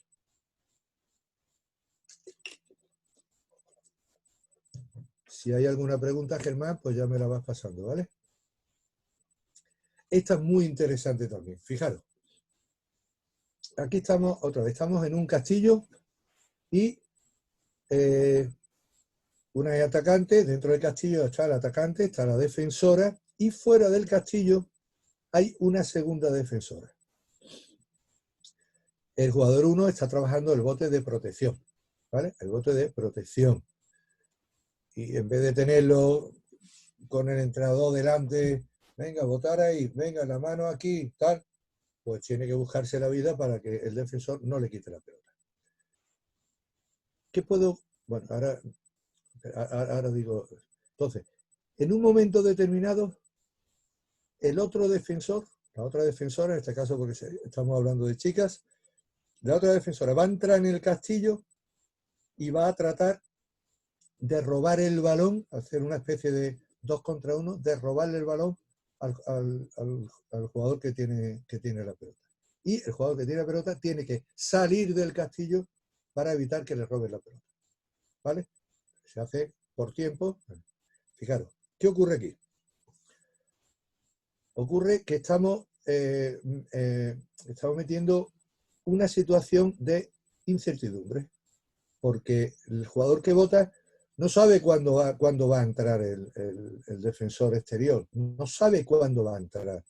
Si encima se lo complicamos más y lo ponemos que entre por cualquiera de las puertas del castillo, pues la incertidumbre es todavía mayor. Es decir, el jugador con balón tiene que estar atendiendo no solo al estímulo que es su propio defensor, sino también a un estímulo externo, como es el defensor que está fuera, que puede venir a robar el balón. Esto ocurre en todos los partidos. En cualquier momento te puede venir un defensor y te hace un 2 contra 1, o viene por detrás y te roba el balón. Entonces, esto es técnica individual también, lo que pasa es que está aplicada a una situación táctica. Problema que podemos encontrar aquí. Si el problema es que el jugador número 1 todavía no tenga recursos técnicos suficientes o habilidad suficiente para mantener el balón un mínimo de tiempo ante el defensor. Entonces, cuando eso ocurra, tenemos que condicionar la actuación del defensor. De la manera que sea. Eso ya va a depender de cómo sean vuestros jugadores. Es decir, yo al defensor a lo mejor le puedo poner con un balón, defender con un balón en las manos, con lo cual sus posibilidades de movimiento se reducen. O le puedo poner una mano detrás y puede solamente robar con la mano izquierda, o puede robar solo con la mano derecha. O está votando al mismo tiempo que el uno, con lo cual estamos condicionando la defensa para que el ejercicio tenga un mínimo de repetición, lógicamente, y un mínimo de éxito, porque si al segundo bote ya le han robado el balón, no nos sirve para nada la tarea, no sirve para nada el ejercicio. ¿Vale?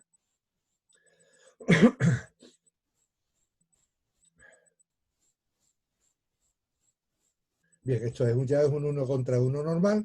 Entonces el entrenador está colocado detrás de la canasta y le va a ir diciendo a cada uno, levantará la mano y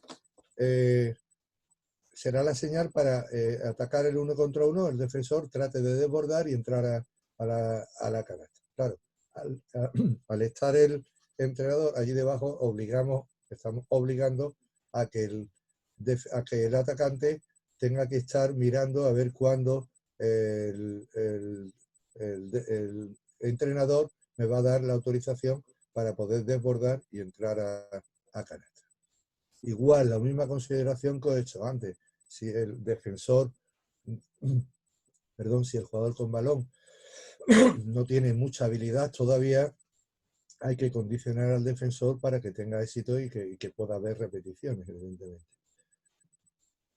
Esta es otra forma de trabajar. Están por pareja, el jugador con balón lanza el balón al tablero y le vamos a dar tiene que pasar medio campo con un número de botes, por ejemplo, 4 botes, con 2 botes, con una determinada mano, con la mano izquierda, con la mano derecha. Por ejemplo, si hay un jugador que siempre tiene tendencia a escaparse por el lado derecho del defensor en campo abierto, pues obligarle a que tienes que desbordar con la mano izquierda.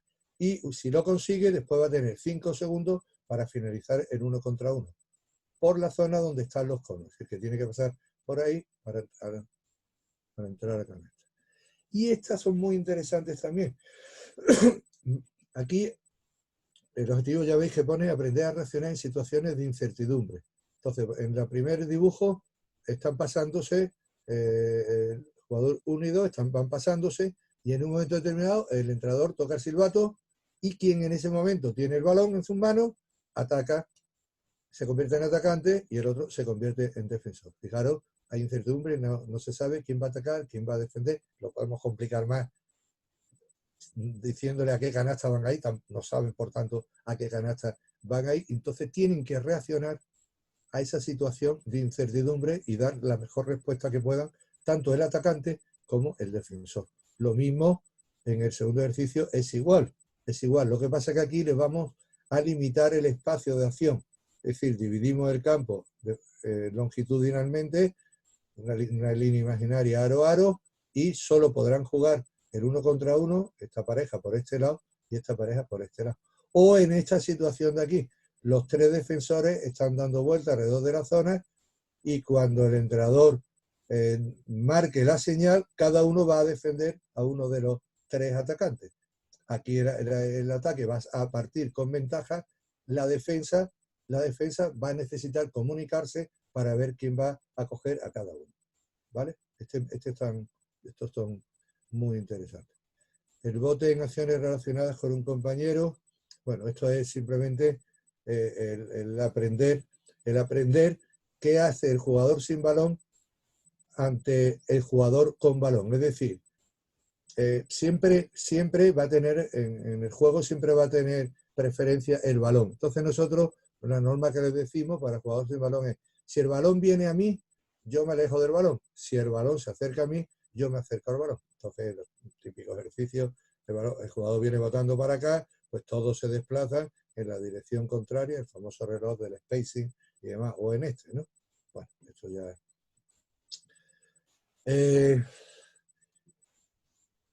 el tiro. El tiro es la parte más importante del juego, está claro, el juego de ataque, porque si el objetivo es convertir canastas, pues tenemos que tirar, bien finalizando en carrera o bien tirando. No voy a hablar de las finalizaciones en carrera. No voy a hablar. Yo en esta etapa, en la primera etapa de aprendizaje, ellos tienen que explorar distintas formas de finalización, distintas formas de apoyo, etcétera, ¿no? Voy a hablar solo del tiro. A mí me gusta trabajar el tiro desde 3 perspectivas distintas. No, distintas no, quiero decir, son complementarias entre sí. El tiro como gesto técnico. El tiro es un movimiento muy construido, muy construido. Un movimiento muy complejo a nivel técnico, muy complejo porque hay que tener en cuenta muchos detalles. Entonces, yo esto sí que lo trabajo de forma analítica. El gesto sí que lo trabajamos de forma analítica. Claro, me diréis, bueno, y con los niños muy pequeñitos, los niños de la primera, ¿cómo le llamáis? ¿Mosquito vosotros? ¿Le llamáis mosquito? No, bueno, ¿cómo voy a trabajar, cómo trabajo el tiro? Bueno, para mí en el gesto técnico del tiro, para mí hay una cosa que es absolutamente fundamental, que es cómo interviene la mano de apoyo en el lanzamiento. Normalmente, si me veis mis manos, si está en la mano de apoyo, observarlo, tomar vídeos, es una acción casi refleja que al producirse el tiro, el jugador haga, ¿veis mi mano? ¿Veis mi mano? Haga este gesto. Claro. Este gesto supone variar el tiro. Puede entrar, ¿verdad? Pero este gesto supone variar la dirección del lanzamiento. Por lo tanto, yo creo que por ahí es por donde tendríamos que empezar para trabajar el tiro. Lógicamente, no de una forma analítica en niños tan pequeños, pero sí, por ejemplo, tú puedes o podemos finalizar las acciones con algún objeto en la otra mano. Un cono, una pelota, obligatoriamente va a tener que utilizar una mano para el lanzamiento. Esto es muy interesante, es muy importante. Después también a la hora de las entradas, a la hora de la entrada de las finalizaciones, para dar más velocidad a la subida del balón, no necesito coger la pelota a lo mejor con 2 manos, sino que directamente arranco el balón desde el bote y efectúo el lanzamiento. Entonces, al tener objetos en la otra mano, ya a la fuerza estoy obligando a tirar. Otra cosa que yo hago mucho es colocarles una pelota debajo de la axila de la mano de apoyo. Entonces tienen que tirar, pero no se le puede caer la pelota. ¿Vale? Obligatoriamente tienen que tirar con una mano, no tienen más remedio, ¿no? Bien, estos son estrategias, argucias que se utilizan, y ya a partir de que el chico ya haya pasado esa primera etapa, esos 2 primeros años de aprendizaje, que ya tenga una habilidad para manejar el balón con una sola mano, una cierta habilidad para manejar el balón con una sola mano, perdón, otra cosa que hacemos es bajarle la canasta, claro, bajarle la canasta. Entonces los niños de la primera edad de aprendizaje, de la primera etapa de aprendizaje, tenemos canastas que bajan hasta una altura muy, muy, muy bajita, o sea, se pueden colar en alturas muy bajitas, o incluso en algunos lugares se la ponemos de manera que ellos puedan machacar, puedan hacer mates. Y eso les mejora mucho la coordinación entre piernas y manos. Además de que le encantan hacer un mate, le favorece mucho la coordinación piernas-manos. Después, la segunda forma de trabajar el tiro, bueno, a partir ya de ese, decía, a partir ya de que el jugador, los chicos vayan acostumbrándose a manejar el balón con una sola mano, ya vamos incluyendo los otros aspectos del tiro, como pues ya lo conocéis todos, no me voy a parar en su definición. Para mí es muy fundamental después es trabajar la línea de tiro, es decir, la línea que va entre la situación del balón y el aro, y que el movimiento de los brazos no se salga de esa línea de tiro. Esa línea de tiro es la que va a dar la dirección, el final de la muñeca y los pies, el equilibrio, los apoyos, ¿vale? Y el tiro en situaciones de juego. Bueno, aquí ya la línea de tiro y la importancia de los apoyos, ¿vale? Después me gusta trabajar el tiro en situaciones reales de juego. Es decir, no solo tirar por tirar, sino que de alguna forma se acerque a una situación real de juego. Por ejemplo, aquí vemos una serie de tiros, el típico tiro por pareja. Si siempre hago este ejercicio, paso al compañero, el que tira va a rebote, se lo da al otro, y siempre lo repito de la misma forma, un ejercicio que no tiene incertidumbre ninguna. ¿Veis? Pero sí, en cada cierto tiro, además de cuando recibe el balón, tiene que hacer parada en un tiempo, finta de tiro, salida cruzada, parada en un tiempo y tiro. El gesto técnico que queráis. Pues perfecto, ya estamos mejorando esa faceta de tiro. Si le damos un carácter más emocional y lo metemos como competición, cada vez que meto canasta me sumo 2 puntos, pero cada vez que fallo me resto 1, ya me está dando oye, que el tiro es importante, que el tiro no tiramos por tirar. Por cierto, perdón, un pequeño impasse. Odio a los entrenadores que utilizan el tiro para ir a hablar con el segundo entrenador, para beber agua, etc. Se termina un ejercicio, vale, muy bien, perfecto, estupendo, venga, tiro por pareja. Y en ese instante el entrenador se va, y se va a beber agua, se va a comentar con el segundo entrenador lo que sea, o viene un directivo y te comenta algo. Lo odio, no puedo con ello. Si el tiro es la parte más importante del juego, nuestra actuación tiene que ser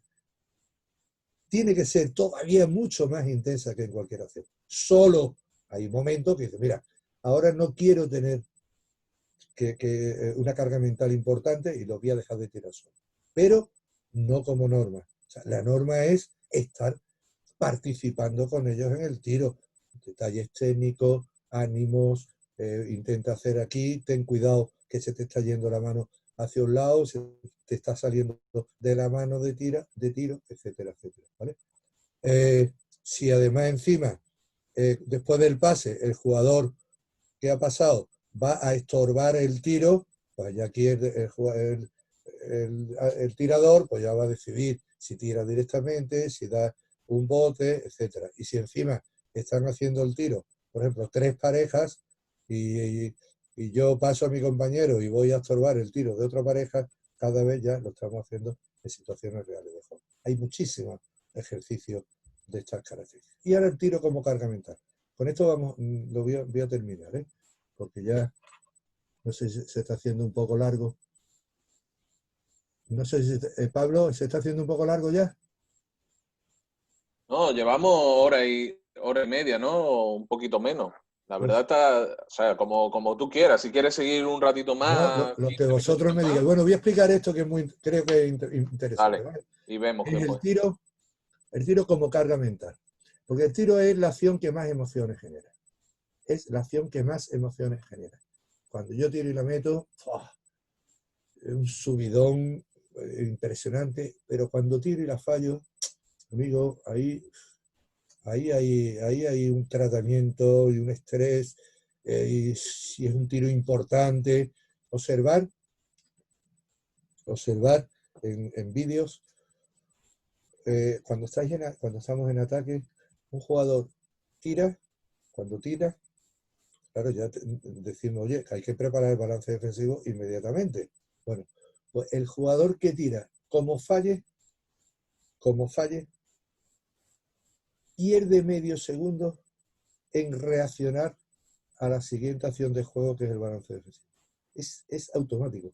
Tira, falla, da un saltito y cuando empieza a correr, el del equipo contrario ya le ha sacado 2 metros de distancia. ¿Por qué? Pues porque es que ha generado una emoción negativa. Entonces, tenemos que aprender, tenemos que enseñar a los chicos que hay que asumir el error. Mirad, en el último campeonato de España de selecciones autonómicas, no, en la minicopa, no me acuerdo, en una de las dos, el porcentaje de los tiros de 3 no llegó al 20%. Quiere decir que vamos a fallar 8 tiros. Vamos a fallar 8 tiros. Es el cuádruple de lo que metemos. Entonces, si cada error no lo asumimos, esas emociones negativas que se nos van a generar van a repercutir negativamente sobre mi equipo. Y eso no puede ser. Tienen que concienciarse de que van a fallar, de que el porcentaje es muy bajo en sus edades, ¿no? Estoy hablando de la categoría infantil, ¿vale?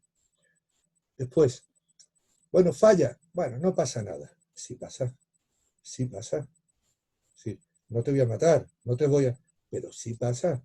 Todos los tiros son importantes. Todos los tiros son importantes. Es verdad que algunos son más. El tiro que falta 1 minuto y vamos empatados y tal, ese es más importante a lo mejor que el que metemos en el primer tiro.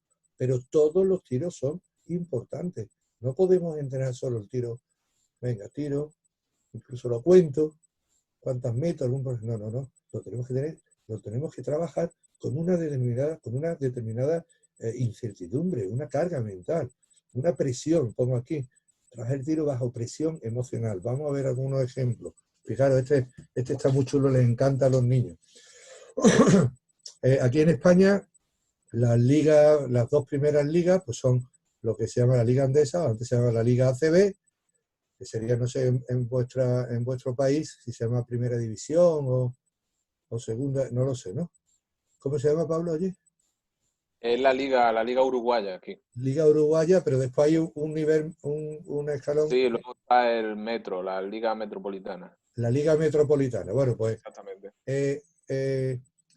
se forman 2 equipos.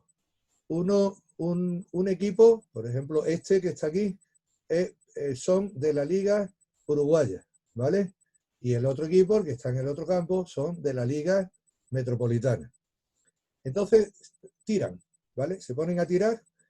Si el jugador 1 falla el tiro y el jugador 2 lo mete, se coloca adelante en la siguiente estación. ¿De acuerdo? Si el jugador 1 falla el tiro, el 2 lo falla y el 3 lo mete, se colocará primero en la siguiente estación. ¿Entendéis? Y así en las 5 estaciones. Al finalizar la 5ª estación, los 2 jugadores de la Liga Uruguaya que han quedado últimos descienden a la Liga Metropolitana y los 2 primeros de la Liga Metropolitana ascienden a la Liga Uruguaya. Esto les gusta mucho a ellos.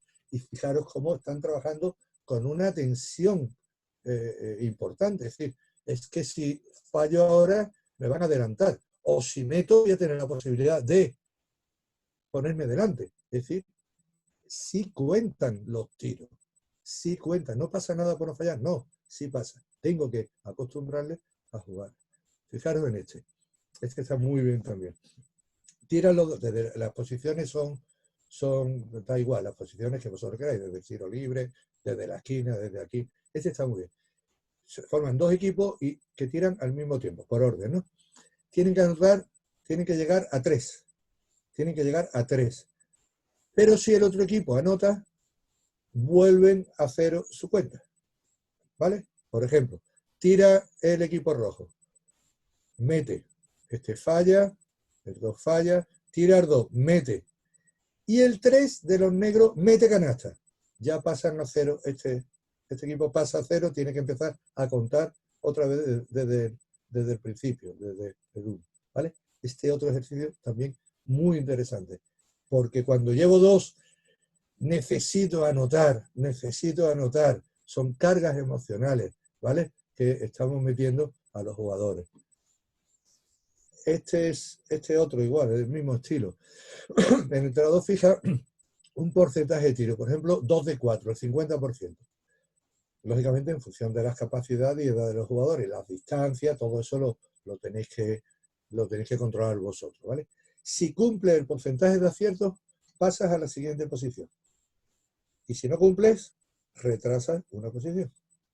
Es decir, a lo mejor puedes estar aquí, no cumple ese 50, 60, lo que queráis, lo que vosotros pongáis, no cumple ese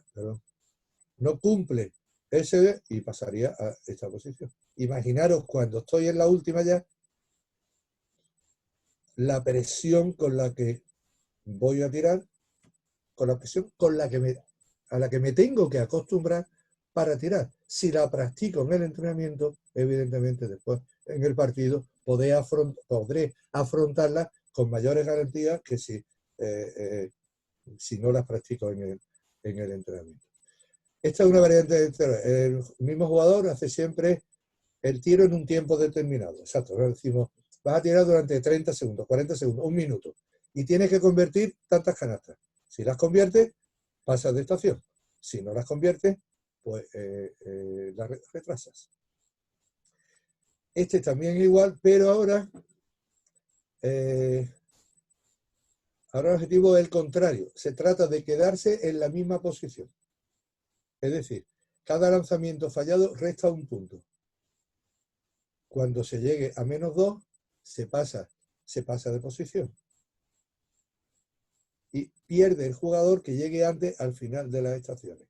Es decir, yo estoy tirando, meto, perfecto, fallo, -1. Meto, fallo, -2, paso aquí. Sigo tirando, meto, el compañero ha fallado, pasa aquí. Y entonces lo que se trata es de no llegar hasta la última estación. Este también es muy interesante. Este lo utilizamos nosotros mucho en los tiros libres, ¿no? Y se llama el acumulado. Entonces, el jugador que falla se le suman los convertidos de los que vayan delante de él. Por ejemplo, si el primero convierte y el segundo también, y el tercero falla, este suma 2 puntos. El que llegue a un determinado número de puntos se queda eliminado. Vamos a 10 puntos, a lo que veáis, ¿no? ¿Entendéis cómo es? O sea, imagínate que los 2 primeros, los 2 delante de ti, han metido los 2 canastas, o los 3 que delante de ti han metido canastas. Ya estoy obligado a meter canastas, porque si no, me voy a sumar 3 puntos y me van a eliminar. Y el tiro libre. Una parte fundamental del juego. El tiro libre. No le damos la importancia que tiene. ¿Cuándo hacemos los tiros libres?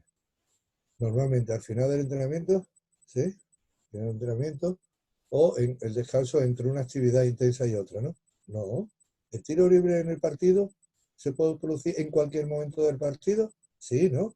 Por tanto, vamos a trabajarlo en cualquier momento del entrenamiento. En cualquier momento del entrenamiento. A mí me gusta trabajar 2 tiros libres. También me gusta hacer series de seguidas, ¿no? Pero eso se aleja un poco más de la realidad del juego, ¿no? En el partido no vamos a tirar 5 tiros libres seguidos, ¿no?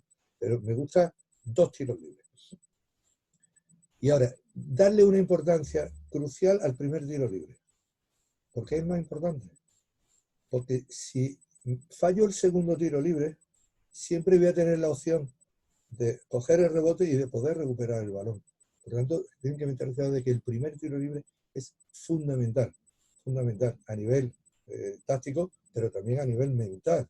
Es decir, la confianza que da el haber metido un primer tiro libre, ¿vale? No es la misma que si lo has fallado. ¿Veis? Estas son algunas ideas. Porque al final del entrenamiento, en cualquier momento, por ejemplo, al final del calentamiento, 2 tiros libres. Hemos hecho un ejercicio muy intenso, queremos hacer esos 2 tiros libres con una fatiga física importante, ¿vale? Al final del entrenamiento, ¿sí? En las distintas fases del entrenamiento, pues igual que ocurre en un partido. Voy a tirar tiro libre en el primer cuarto, en el segundo, en el tercero o en el cuarto. Tareas de tiro libre que sea determinante para el resultado. Por ejemplo,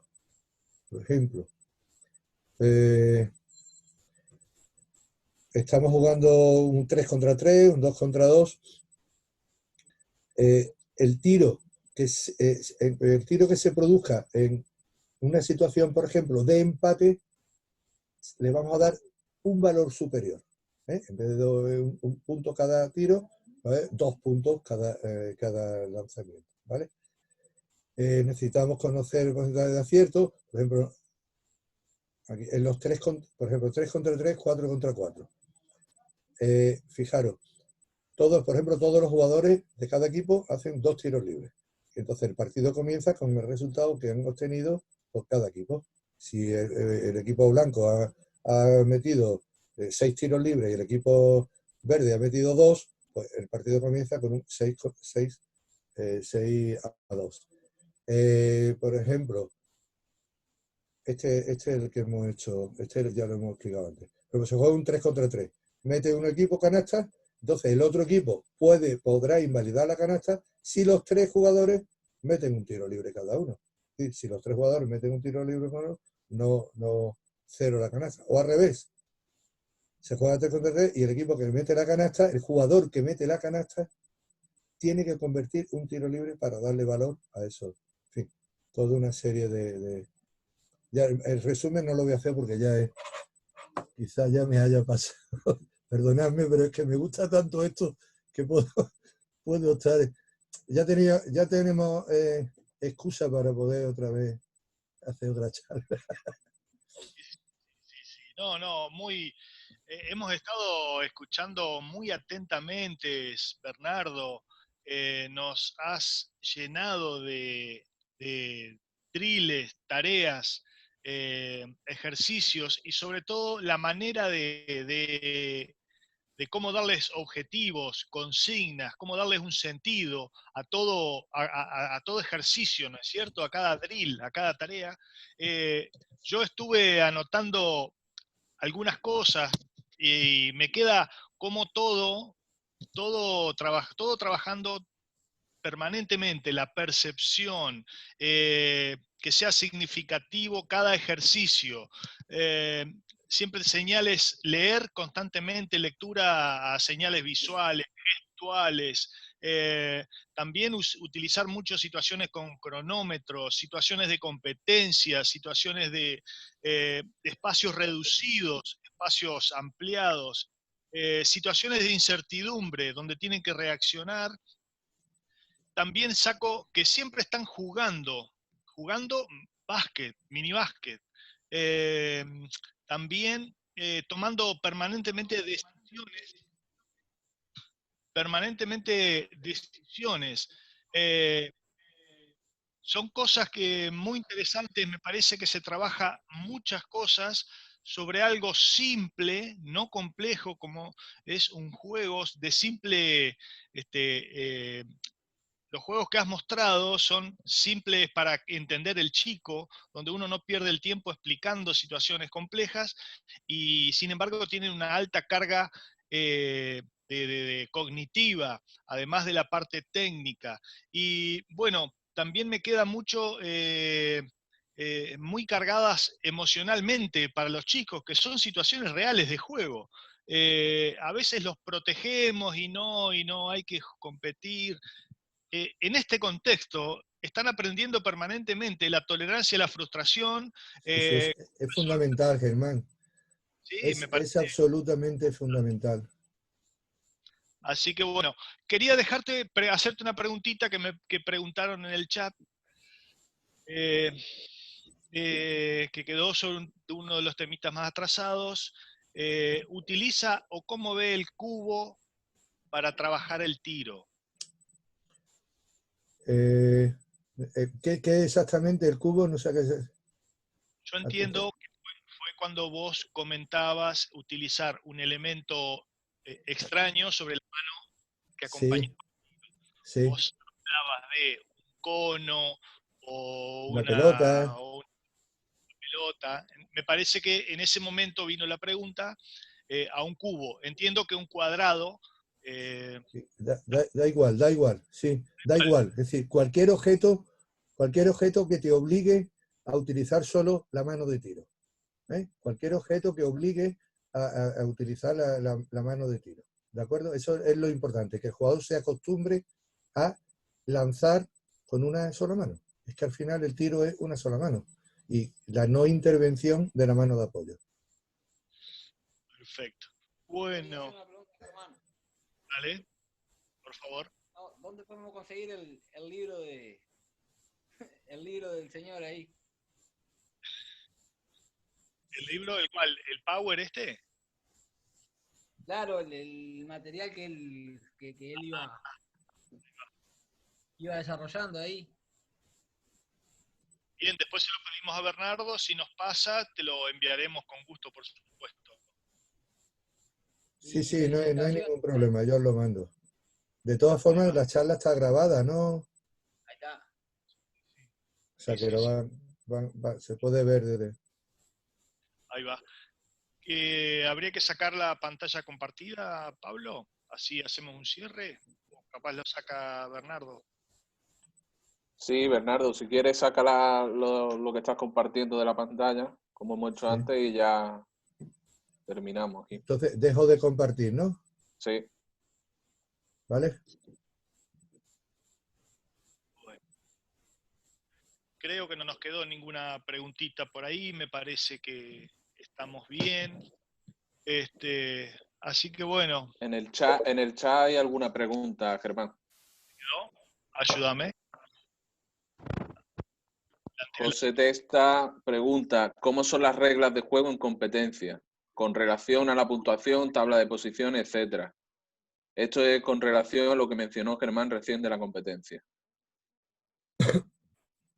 Es una pregunta...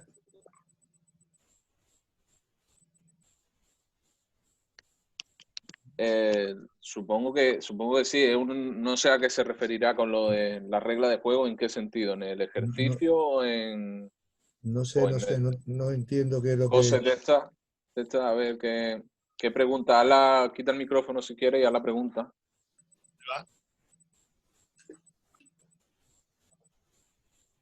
José. El micrófono. Tenés que, abajo, a la izquierda, sacás el micrófono. Lo tenés silenciado.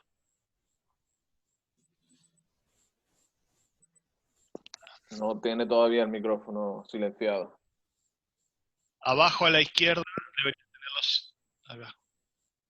Ahora va. Sí. Ahí va. No, o sea, acá la competencia, cuando se juega un partido de mini básquetbol, 11 y 12 años, por lo menos en Salto, en Paysandú creo que es similar, se lo juega o sin tanteador, o con un tanteador que va por periodo de juego.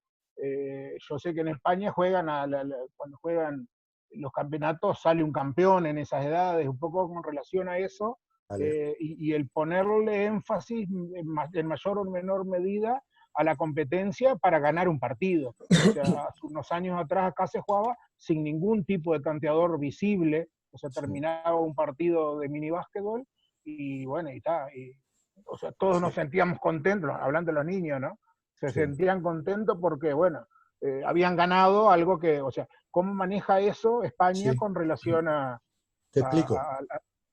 Te explico. En Málaga la edad Benjamín, es decir, primero y segundo de enseñanza primaria, no tiene ligas. Distintos clubes hacen encuentros, pero son más de tipo recreativo, digamos, ¿no? Hay también sus partidos, pero son de tipo recreativo, pues hacen habilidades, tal, incluso participan los padres y demás, ¿no? En la segunda etapa, en la etapa pre-mini básquet, hay una competición, la competición se llama Valor Cesto. Valor Cesto. Entonces, en esa competición no cuentan los resultados. No cuentan los resultados. ¿Qué ocurre? Que en esa edad de pre-mini básquet, la diferencia entre los diferentes jugadores es brutal. Brutal. Es decir, que hay jugadores que tienen ya un dominio de la pelota, del juego impresionante, y jugadores que llevan poco tiempo jugando. ¿Qué pasaba? Que se producían unos resultados escandalosos, ¿no?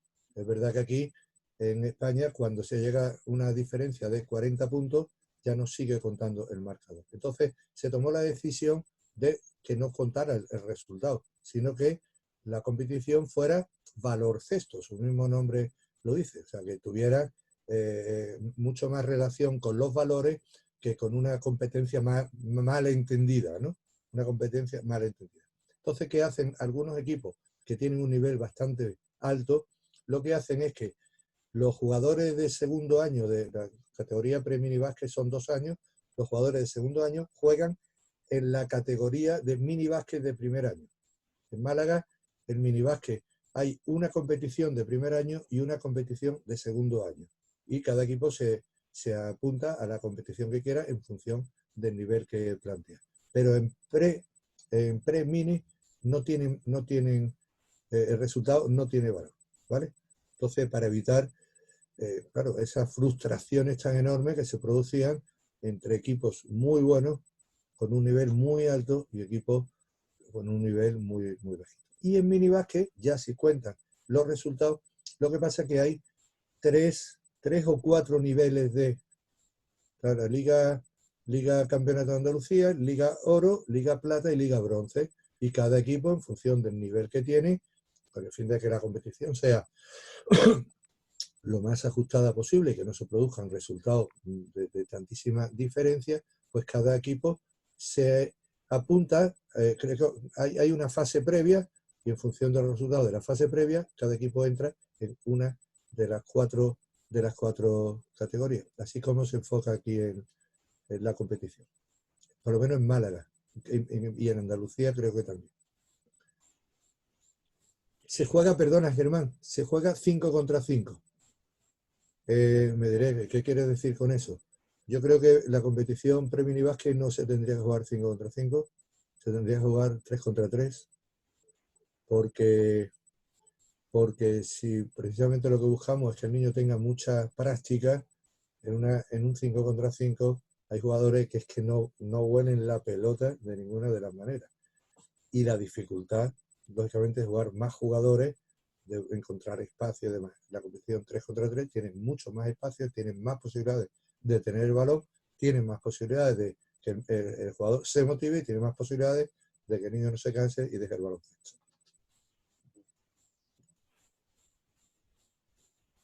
Terminamos ya, Germán, que tengo una cosa ahora mismo que hacer. No se te oye, quita el micro. Está con el audio El silenciado, audio, Germán. ahora. Estamos listos, Bernardo, muy agradecidos por toda por compartir tan generosamente todos tus conocimientos y experiencias.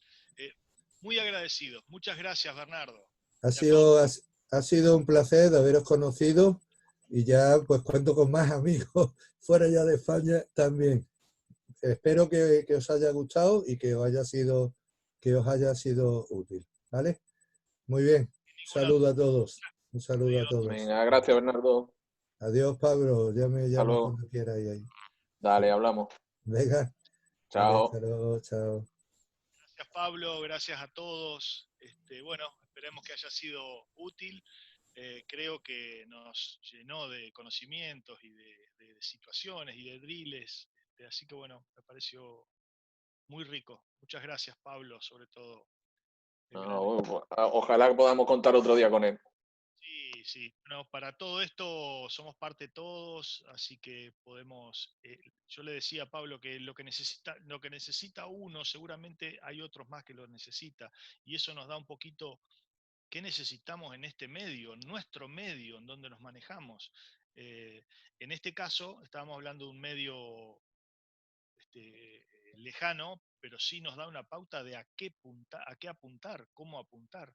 Claramente todas las son situaciones en competencia, no estoy hablando de supercompetencia, sino de estrés, entrenarse en un estrés deportivo de juego. Yo no sentí la presión del supercampeón en ningún momento, a pesar de que todas las situaciones eran competitivas, eran de decisión.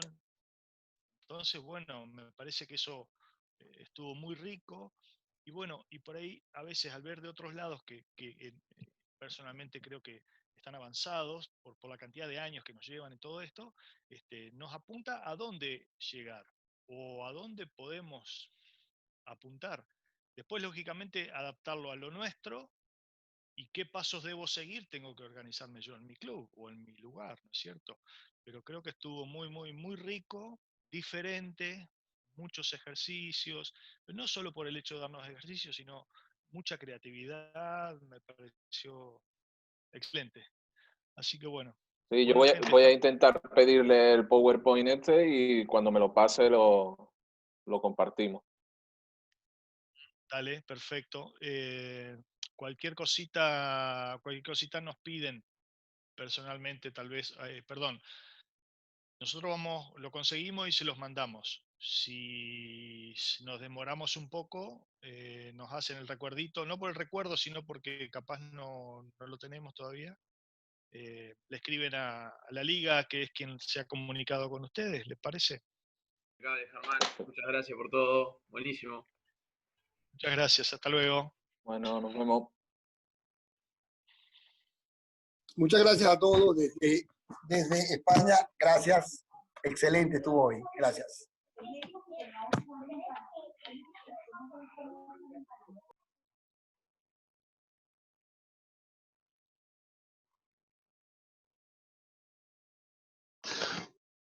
Muchas gracias.